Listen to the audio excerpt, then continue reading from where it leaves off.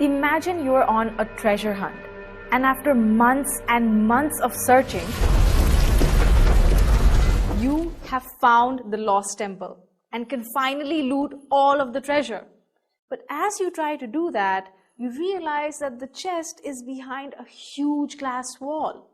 To make matters worse, your arch rival is also there to grab the gold, and he has a giant rock to help him. You only have a marble in your pocket. What should you do to break the glass wall and take all of the treasure? Let's see your rival's plan. If he rolls the rock, the glass will easily break.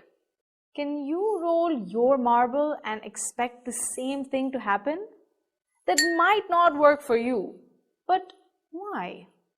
An obvious difference between the marble and the rock is that they have different sizes. To be precise, they have different masses. And the heavier rock is the one that is able to break the glass because it applies a larger force on the wall. What you've just figured out is that the force applied by an object depends on its mass. So using the rock, the glass will break easily and your rival might win. But now the pressure is on you. How can you break the glass with a marble? While thinking, suddenly you have an idea. You check your other pocket and find a toy gun. Would shooting the marble break the glass? This plan might definitely work. But why? Because now the marble would have a much greater speed. A greater speed will result in a greater force on the glass wall, and it would break. From this plan, you've realized one more important factor that affects the force applied by an object. Its velocity. If you combine the two things you've just learned, you can say that the force applied by an object depends on its mass and its velocity. What you've just figured out, Newton had discovered a long time ago. He felt that if we combine mass and velocity, we can talk about force and actually calculate it. This gave birth to the concept of momentum. Momentum gives us a better idea about force. Let's see how.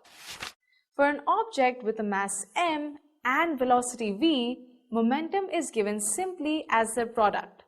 We denote it by the letter P. So P is equal to mv.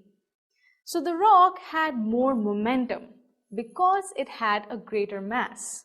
The marble had more momentum because of its higher velocity. And because of this large momentum, both were able to break the glass. We can use momentum to understand a lot of other things. For instance, ever wondered why a fast bowler takes such a long run-up when he bowls? Long run-ups help him gain velocity. What he's basically trying to do is gain momentum. This momentum helps him bowl faster. This same technique is used in many other sports like the javelin throw. The athletes take a run-up to gain momentum, and this helps them throw the javelin as far away as they can. Now that both you and your rival understand what momentum is and how it works, how about you both break the glass together and split the treasure equally, so everything's fair? I'm sure you're happy you learned these today. Force applied by an object depends on 1. The mass and 2. The velocity. P is equal to mv. Momentum equals mass into velocity. But you're probably happier because now you're rich, and maybe your rival will become your partner. In the next video, we'll take a deeper look at momentum, learn about its direction, and unlock a new adventure.